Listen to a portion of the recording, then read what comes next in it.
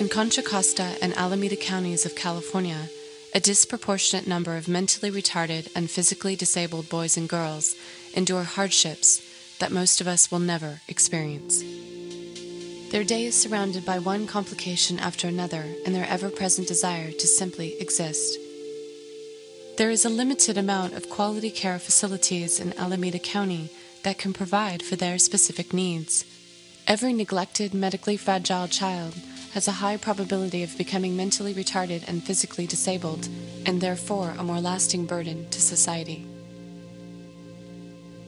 In 1987, Virginia Fuller became aware of the lack of convalescent nursing homes for children while working as a staff nurse at Children's Hospital in Oakland, California.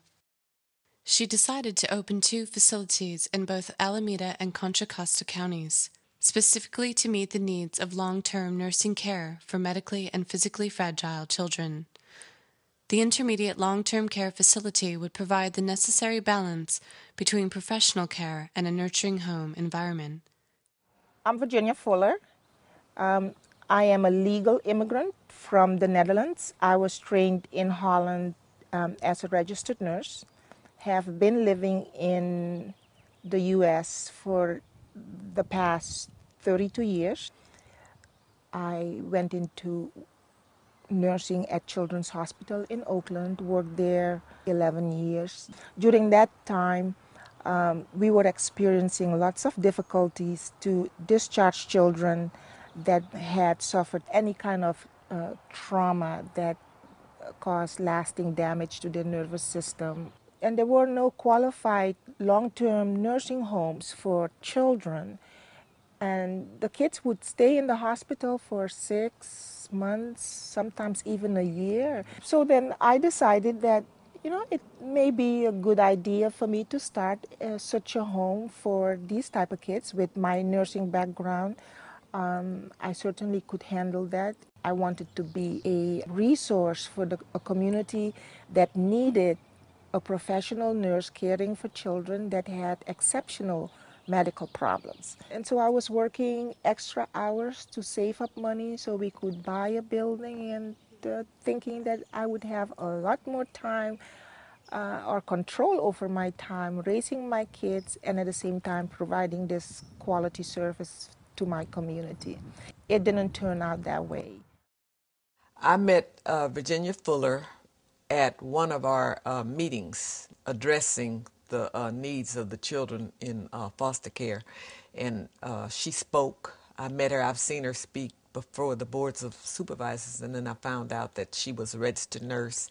When I first started out, I thought I wanted to be a group home provider and provide the services to those children in a group home setting. And my first home in Oakland was a 4-bed facility. We went to her home and we saw it, and it was just, any child would just love to live there, but she didn't get children. The fact that the Department of Developmental Services has put in place a middleman called the Regional Center, and there are 21 regional centers throughout the state of California.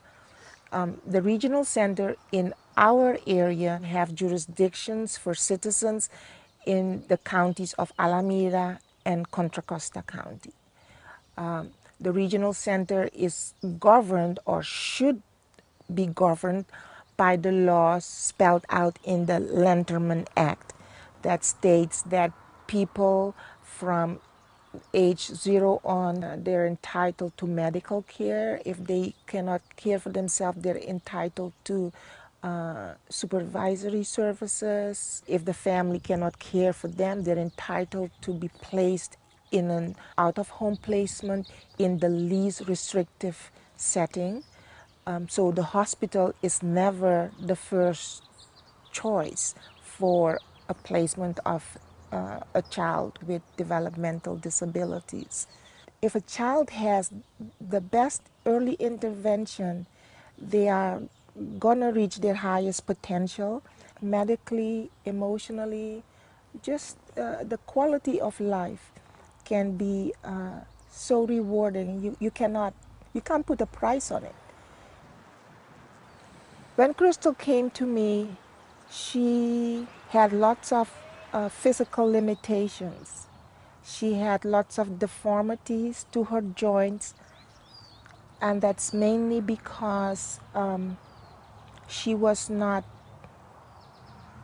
properly cared for. Her mother was convicted of shaken baby syndrome. When she got hurt, she was at Stanford Children's Hospital. They had been looking for years for Crystal for other placement out of Agnews, which is a state developmental facility. It's a huge facility. If she'd been left there, she would have died. Because there was no contact, there was no nothing. Even when we went to see her, she was, she didn't recognize anybody. It was like blank. When Virginia got her and she started working with her, Crystal started in smiling. When Virginia started working with her physically, moving, her hands, range of motion. And up, down, out. Just working with tickling and just touch, and her demeanor just bloomed. Before she was just no emotion. Well, she started smiling, she started laughing, her joy just came alive. As you can see, Crystal's laughing. Virginia just was very fortunate in having some very good people working with her. And that was just a miracle. That was a miracle in itself, because at that point, in reality, Virginia saved that child's life.